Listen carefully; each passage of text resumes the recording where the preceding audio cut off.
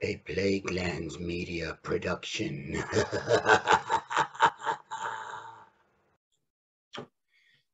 Hey everyone, this is Hugh from Plaguelands Media, and today I'm going to bring you some more of our Call of Cthulhu campaign journal.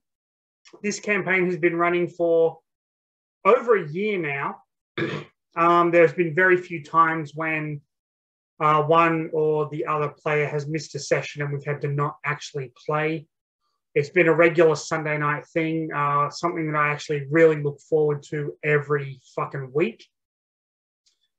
And tonight I've got, well, I'm recording this on a Sunday, so tonight I've got something, pretty cool planned for the next game. But I figured in the spirit of that, I would just record some more of the campaign journal and upload it to anyone who was actually interested. So let's just get right into the next session.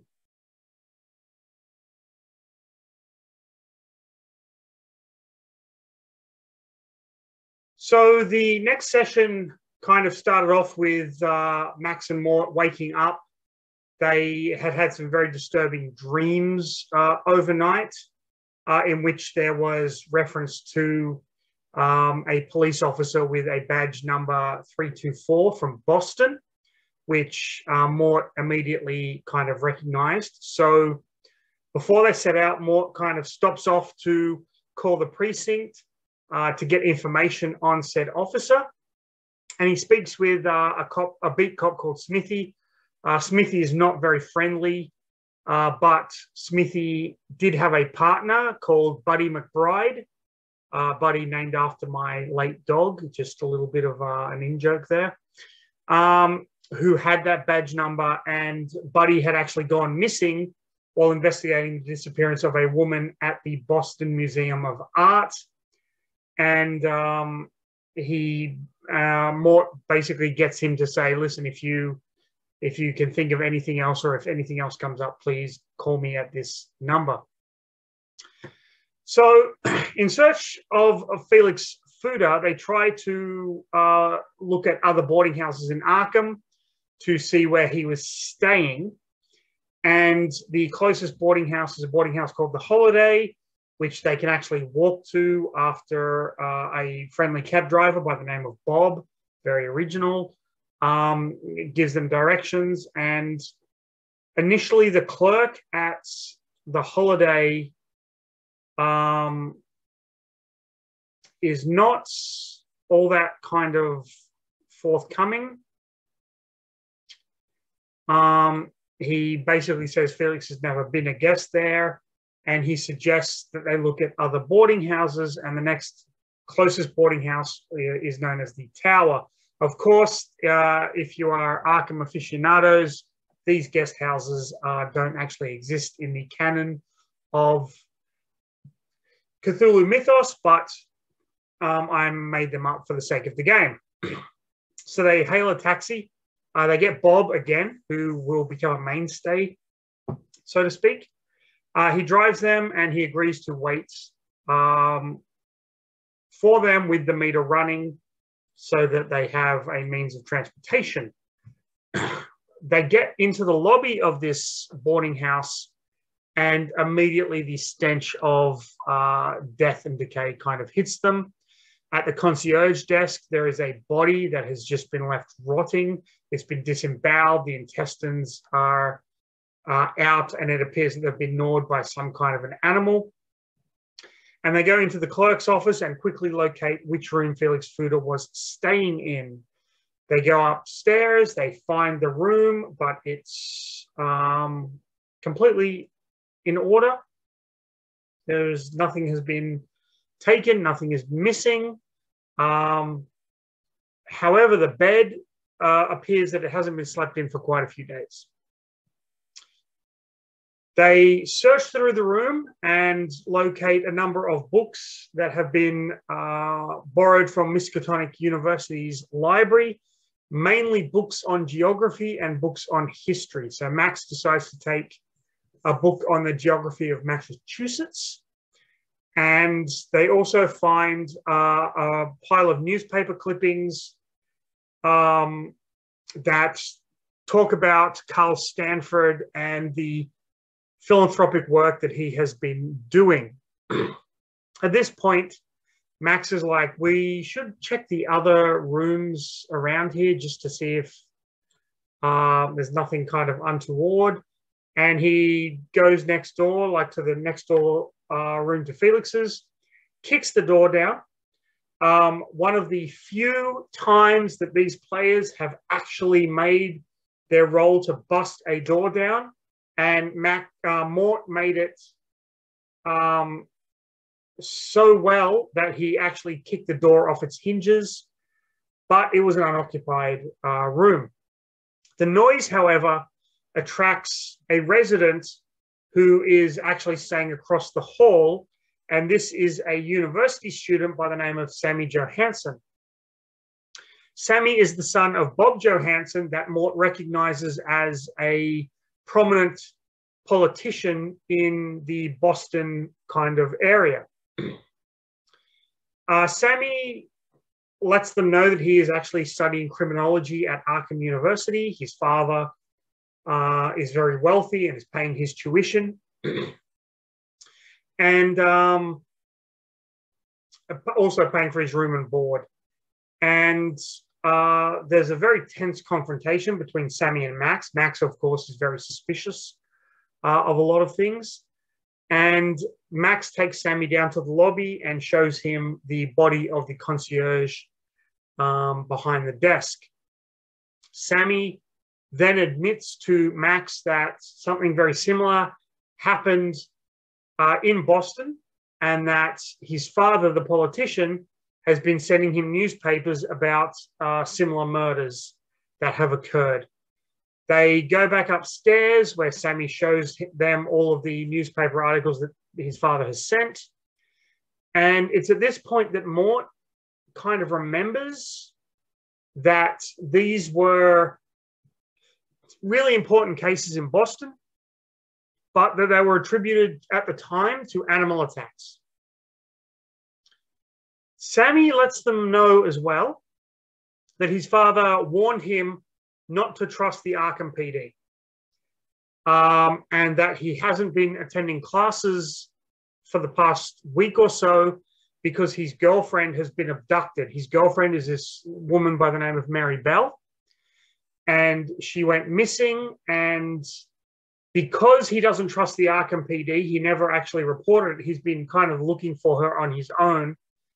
And his father, he called his father for help, but his father insisted that he just let it go because Mary Bell is colored and his father is a fucking racist. So in light of this new information, Mort decides to call the Arkham PD and try to get a hold of their friend, Officer Sorensen, who they actually trust and who actually distrusts the Arkham PD. They're told that it's Sorensen's day off, and the cop on the other end of the line simply hangs up. Mort doesn't accept this at all. He's like, fuck these guys, and he calls them back. And after a tense confrontation, he gets the chief of police, Strutton. As he's on the phone, he overhears someone whispering something like, get to him right away. And then the chief eventually gets on the line and gives him the address of Officer Sorensen. They are worried for Sorensen's safety and well-being, so they grab Sammy. They're like, you're coming with us. They get in a cab and they hightail it to the address. They get there and everything is fucking normal. Mort is trying to get Sorensen out of town. He's saying, look, something's wrong here. Your life might possibly be in danger. You've got a wife, you've got a daughter. You've just got to get out of town for a while. Or at least get them out of town. And Sorensen very reluctantly agrees to do that, but he agrees to stick around and help Max and Mort. So they get back in the cab. They say to Bob, listen, can you give us a few moments? And Bob is like, hey, no problem. They explain the situation with Sorensen and whatnot, and they name drop Felix Fuda at this point. And Officer Sorensen tells them that he actually found a man who fits Felix Fuda's description and name wandering around the streets ranting the previous evening, and Sorensen took him to St. Mary's Hospital. He tells Mort and Max, listen, go there and speak to Felix. He's going to stick around and try and hold off the cops as long as he can. However, when you get to St. Mary's Hospital, talk to a Dr. Carnby. Dr. Carnby is the one that Sorensen dealt with the previous night. He is going to be able to help you with Felix Fuda. So they get to the hospital and they go inside and they're met by Sister Anne, who listens to what they have to say and sends a security guard to go and get Dr. Carnby. Sammy is with them as well. When Dr. Carnby comes, he basically tells them that Felix Fuda has been completely incoherent, talking about the dead rising from below and other such nonsense.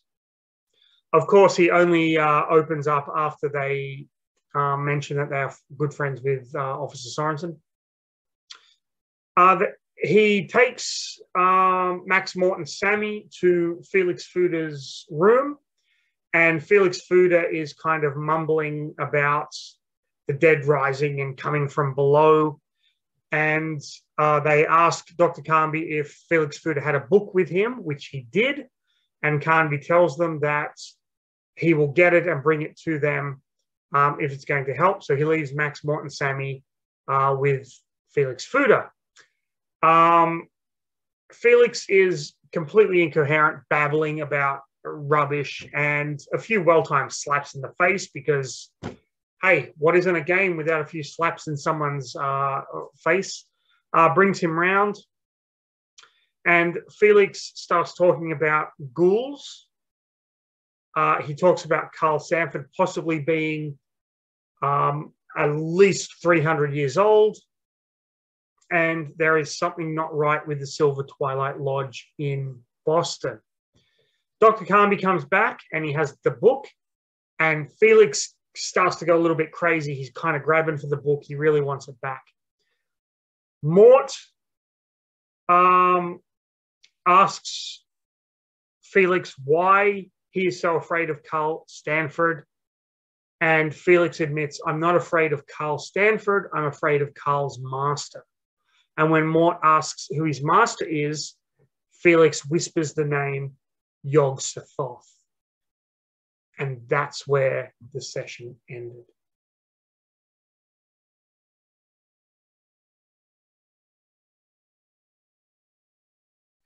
So the next session started just where the last one ended off, with Felix Fuda saying that Carl Stanford's master is Yog-Sothoth. And it's at this point that Mort notices Sammy's eyes kind of rolling back inside his head and the whites are only showing. And then Sammy says in a demonic voice, release. And suddenly, Sammy grabs the book from Dr. Carnby, throws the doctor into the room, almost knocking over Mort and Max, and hightailing it out of there.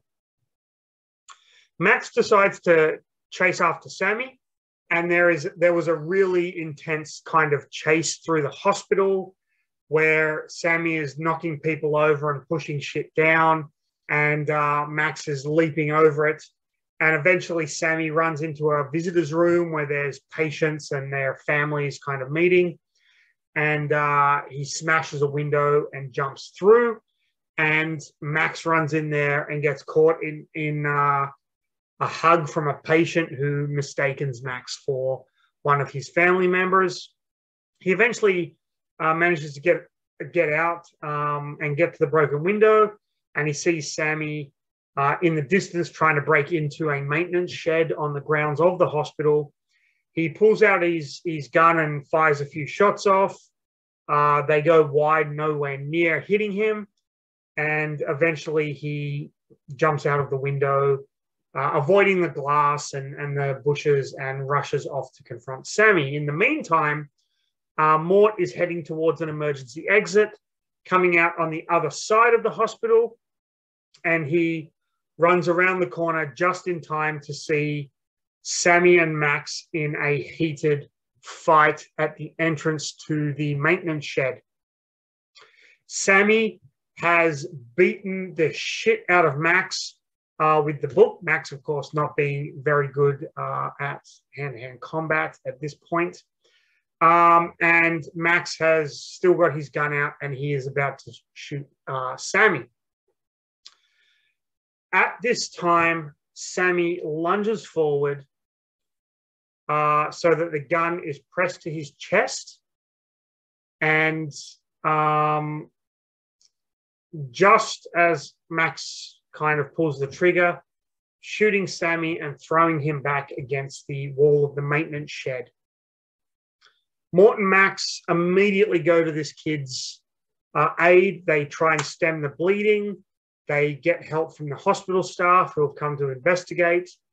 And the hospital staff, keeping pressure on the wound, cart Sammy away. A security guard called Ed tells Mort and Max, like he witnessed the whole thing, and he said they did a good job. Don't worry about what went down here. As far as he was concerned, it was legitimate. So they grab the book and they decide there's nothing we can do here. The police are going to come soon. Let's just go back to the boarding house, which they do. And once they get there, they discover that their suits from the tailor have been delivered. Max goes upstairs to try on his suit, see how it all fits, and Mort goes into the office to use the phone, while Ma, giving him some space, prepares some sandwiches for their lunch. Ma has really taken a shine to these two. They're very polite with her, and likewise, she kind of considers them her elderly sons that she never had, so to speak. He ends up calling the chief of police in Boston, Chief Scarpetti, and lets him know that they have the book that Scarpetti wanted, but Felix Fuda is vanished. They don't know where he is, which is an obvious lie, but a necessary one. After he lets Chief Scarpetti know this, he calls Professor Rice at the university. Professor Rice kind of balks at the name Yog-Sothoth and tells him that Professor Armitage is the one you want to speak to about that.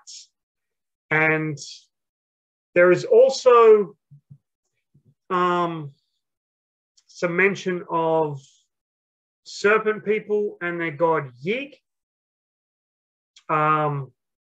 which is something that came up. But Professor Rice assures Mort that that's just a myth, and there's no verifiable evidence of that. So they eat their lunches from Mars, some very delicious club sandwiches, and then they go to the public library to do some research on some of the names that have cropped up during the investigation, namely Carl Stanford, Bob Johansson, Professor Armitage, and Peter Clover. They turn up nothing. However, Mort does secure a date for a Friday night's trip to the Clover Club with the librarian, Susie Liu. So after they go to the public library, they decide to go back to Miskatonic University and hit the Orne Library, where Max manages to also get himself a date with the librarian there, Susan. So Max has a date with Susan, the librarian from the Orne University Library, and Mort has a date with Susie, the librarian from the public library. Of course, that is not going to get confusing in any way, shape, or form for the fucking guy running the game, but that is the price you pay when you cannot think of names on the fly. Hint to all dungeon masters out there, write down names before you start a fucking session. Okay, let's continue. At the Orne Library, for a few hours of research, they actually come across an article on Bob Johansen. And the article explains that Bob's son, Samuel, was an art student at the Boston Museum of Art who had been missing for about a year now. And 6 months ago, he was officially declared dead so that Bob and his wife could grieve and move on. And this kind of tied in with what Mort found about Officer McBride with the badge number of 324 in the previous session, who went missing while investigating the disappearance of an art student from the Boston Museum of Art. That student's name was Melissa. So suddenly we have kind of a connecting plot thread there. They go back to the hospital to question Felix, Fuda, and Sammy, who they believe is still alive. However, Dr. Carnby lets them know that Sammy died from his injuries, but his body has been taken from the morgue and is now missing. Dr. Carnby comes up with two theories. The first of which is like fucking wackadoo. The corpse got up and walked out on its own and it went to the maintenance shed. And the reason he comes up with this idea is because he's lived in Arkham all his life and wackadoo shit like that happens. And there were tracks going to the maintenance shed. The other theory he has is that the police took it for some reason. He takes Mort and Max to speak with Felix Fuda. He hides them in hospital coats. They don't want to be recognized by any of the previous staff. Felix is more coherent now, and he tells them that Carl Stanford had a partner called John Scott. John Scott is actually a member of the third circle of the Order of the Silver Twilight, the first circle being novice initiates, or novice people, the second being the initiates, and then the third being like the higher ups. And he believes their ultimate goal is to summon Yog-Sothoth to Earth. He has no idea about Sammy other than the fact that Sammy was a university student who had befriended him at one point. Dr. Carnby at this point hurries them out of the room and they head off to the maintenance shed, which has kind of tools and equipment in it, as well as stairs leading to a basement area. In the maintenance shed, Mort grabs a machete and Max grabs an axe. They get some flashlights and they head down into the basement of the maintenance shed. The basement is a very small room. There's shelves along three of the walls, with more tools and other things that the hospital might need, especially if there's like a blackout or something. There's gas for generators and all that kind of stuff. However, they do notice that the shelf on the far wall of the maintenance shed is kind of sitting off from the wall itself, and a quick investigation reveals a stone tunnel dug into the earth leading down into darkness. And that is where the session ended, with them debating, do we follow it or do we stay?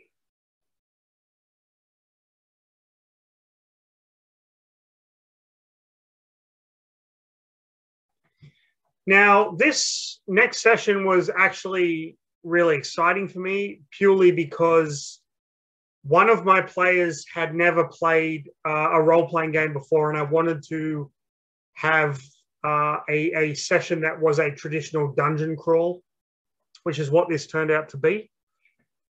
So Mort and Max decide, you know what, let's just go down here and see where it leads. And they go down the stairs and they find themselves in a small kind of stone chamber, which opened into a sewer line running north and south. And they realize that we are underneath Arkham now in kind of the sewer system. They decide to head south and they find that it is blocked by a large rusted gate.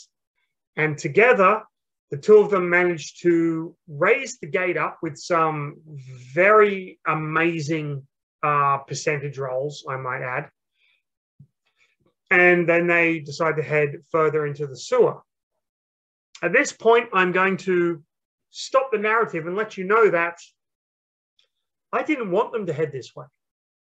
That is why in designing the sewer system, I made this gate almost impossible to open. It would take 2 characters making extreme percentage rolls to open the gate.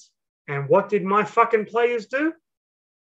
They made those fucking percentage rolls, thus heading in completely the wrong direction. So after about 4 hours of wandering around through the darkness with only a flashlight, they decide that they are completely lost. They find a ladder leading up to a sewer grate, and so they climb up into the streets, and it puts them outside of La Bella Luna. It's at this point that Mort suggested, let's go back to John Hanley's place and stock up on some weapons before we go back down there, because I think he kind of realized some shit's going to go down. So they go back to John Hanley's place, they grab guns, they grab grenades, and then they get a taxi back to the hospital and go back down into the sewer grate, which I thought was hilarious. So this time, they decide to head north, and they find an open sewer tunnel, which is running east and west. They decide to go east, and very soon they come across a hastily buried collection of gnawed bones that's in a side tunnel. They explore a bit further and stumble upon another chamber. This one has a hidden door. Inside of this is a skinned corpse of a child that is resting atop a crude stone altar. The ribs of this corpse have kind of been broken outwards. Mort decides to investigate, and inside the chest cavity, he finds a small token of a winged quadruped canine-looking thing made of bone, and it's covered in mold. As he picks it up, he hears an unearthly howling noise, but Max does not hear that. He is a little bit freaked out, but not kind of too bad. So they explore a bit more. Then they decide to go east. They find another bone pile in a side tunnel. And then they find a larger room that has a sinkhole in the center of it. And there is kind of grates blocking this room off. They manage to open the grate to the room, and Mort tries to move across the ledge that's on the outside of this kind of sinkhole, but the ledge gives way and he falls, dropping the machete and dropping the flashlight, but managing to grab the ledge, luckily, and he pulls himself up onto it. Max follows him, has a similar issue, and he drops his axe, but he manages to grab hold of the ledge and climb up. Mort helps him up. They get to the door on the other side of this room, and it is a completely bare chamber, but there are 2 symbols kind of painted on the wall with blood, and Mort touches his hand to one of the symbols and notices that that symbol is now etched into the back of his hand. They backtrack out of the room and then kind of continue on their way. It was a really tense kind of situation. They discover another tunnel that's blocked by a grate, and past the grate is a metal door. They get the grate up enough so they can get under, but the grate slams down again, trapping them, so the door is their only way through, but it is locked. Max tries to lockpick the door. He can't. The lock is too ornate. But beyond the door, there are growling noises coming from whatever room is beyond there. So they call out to whatever's beyond, and they manage to parlay with someone, a woman beyond the door. And the woman agrees to open the door. And when she opens the door, it is revealed that she is a ghoul by the name of Jessica. She pleads with them, please don't hurt her family. And inside the room, there are 5 other ghouls who are just eating from a pile of like rotting corpses. Max Understanding that this woman is not inherently evil, talks with her and finds out that these bodies have been coming from the hospital morgue. She also mentions that a ghoul has come from Boston. This ghoul is dressed as a police officer and has been calling himself the Blue King. She tells them that the Blue King has kidnapped a woman who is being kept alive in a side chamber, which they go to, and they discover that it is Sammy's girlfriend, Mary Bell. She is still alive, so they get her out of the room. But they very quickly realize there is no way to get her back the way they came. The only way they can go is further into the ghoul's lair, which they ultimately decide to do. They find another chamber beyond where the ghouls are feasting, which is completely empty, except in blood. Painted on the wall is the number 324, which is the badge number of the missing police officer, and also the badge number on the uniform of the Blue King, so to speak. And there is also an eye symbol. Beyond this, they find a tunnel which twists and turns. Also, Max gets a little cut up because he's a portly son of a bitch. And it comes out of the park between Riverside and French Hill. And this was the park that Mary Bell was abducted in. Mary Bell, still a little hysterical, wants to go to the police, but Max kind of calms her down and says, listen, you cannot trust the Arkham PD. Just get out of town. Mort also reiterates this fact. And so they get Mary into a cab and send her on her way. At this point, they're both famished, so they head to a diner, they grab a bite to eat, head back to the boarding house. And that was where we left an amazing dungeon crawl, Call of Cthulhu 7th edition session.